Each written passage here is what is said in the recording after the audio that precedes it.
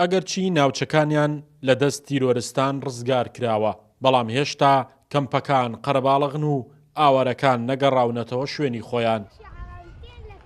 ئێرە یەکێکە لە کەمپەکانی قەزای خانەقین. ئاوارەکانی سنووری پارێزگای دیالەی لێ نیشتەجێ و لە ترسی گروپ و میلیشیاکانی حەشدی شعبی ناتوانن بگەڕێنەوە سەر ماڵ و حاڵیان.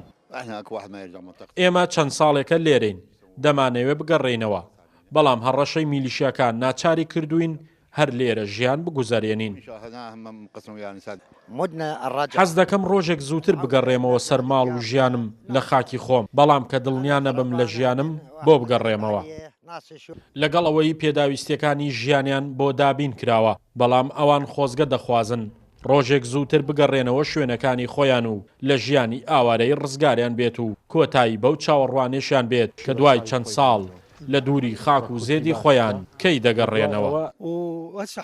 لێرە ژیانمان پارێزراوە، خزمەتگوزاری هەیە، بەڵام هەر چاوم لە گەڕانەوەیە بۆ ناوچەکەی خۆم.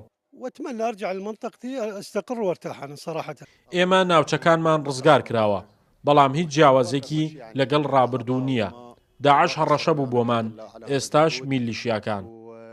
لە سنووری ئیدارەی گەرمیان و قەزای خانەقین 3 کەمپ بوونیان هەیە و لەگەڵ هەڵگیرسانی شەڕی داعش و پێکدادانە سەربازەکانی پارێزگاکانی دیالە و ئەنبار و تکریت و مووسڵ خێزانە ئاوارەکانی ئەو پارێزگایانە لەو کەمپانە نیشتەجێکران و دوای 4 ساڵ لە ئاوارەبوونیشان هێشتا ئەوان هەر لە ناو کەمپەکان ژیان ئەگوزارێنن. شاخەوان محەممەد، کورسات نیوز، خانەقین.